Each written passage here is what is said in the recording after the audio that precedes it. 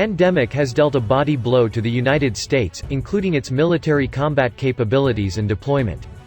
It is reported that the virus has been found in at least 150 U.S. military bases and on 4 aircraft carriers.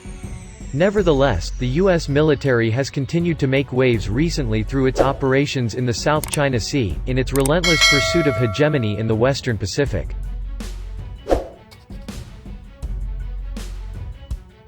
This year, the U.S. has mainly conducted 4 types of military activities in the South China Sea: navigation, training and exercises of military vessels, reconnaissance and overflight of military aircraft, freedom of navigation operations, and military diplomacy, including providing help to, as well as exchanges and joint exercises with, the littoral states of the South China Sea. Although the aircraft carrier USS Theodore Roosevelt Strike Group was docked in Guam for quarantine, the intensive activities of U.S. military vessels and planes have continued in the South China Sea. To make up for a possible weakening of its power in the South China Sea after the incapacitation of some of its ships, the U.S. military has increased the number and frequency of its flight missions in this region. Why is the U.S. military intensifying its efforts in the South China Sea after its capabilities were weakened by pandemic? The Trump administration designated China as a strategic competitor in its first National Security Strategy report, released in 2017, and further highlighted the importance of the South China Sea in the security competition between the two countries in the Indo-Pacific Strategy report that followed. From the U.S. perspective, the South China Sea is indispensable to its hegemony in the Western Pacific.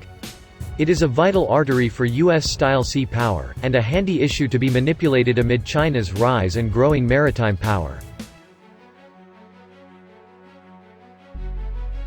From China's perspective, its sovereignty, security, and development are all at stake in the South China Sea.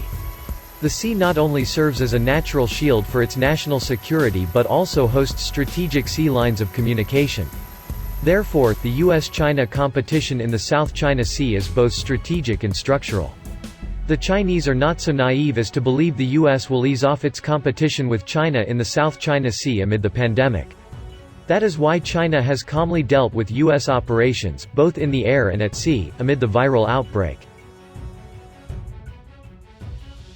How will the U.S. conduct its operations in the South China Sea during and after the pandemic outbreak? First, the U.S. will continue its freedom of navigation operations in the South China Sea about twice every 3 months, a largely symbolic program that does not require many ships.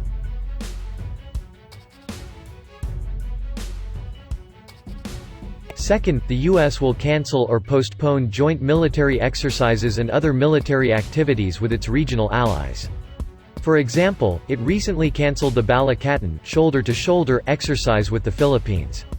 And the possibility of the Rim of the Pacific exercise, a biennial event, being held on time is slim.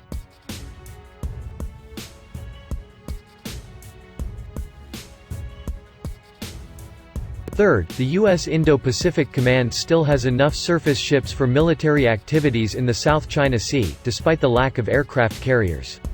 Although the possibility remains low for its carrier strike groups to again sail through the South China Sea in the next 1 to 2 months, it has enough vessels stationed in Japan, Singapore and Guam to maintain its military presence there.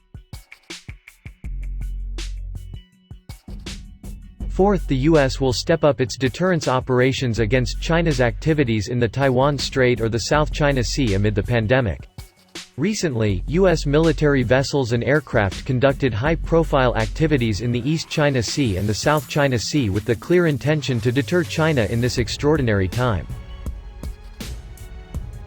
The pandemic is still spreading globally, with profound implications for international politics, economic relations, and global governance.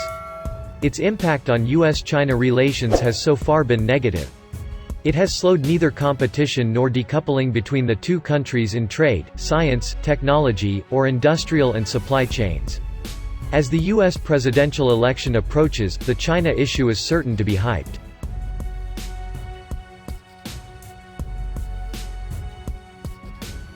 More maritime military operations in the South China Sea will showcase the U.S. administration being tough on China, pandering to the electoral constituencies at home and strengthening ties with its allies internationally.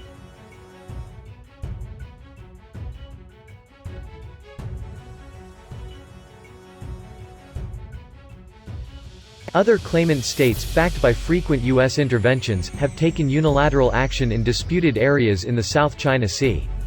It is worrying that these negative and interconnected factors have brought turbulence to a South China Sea situation that had been stabilizing and improving.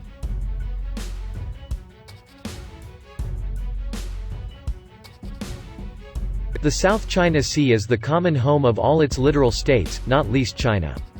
It is a major platform for China and ASEAN to build a maritime community with a shared future. Enduring peace and stability in the South China Sea serves the interests of countries in the region and meets the shared expectations of the international community.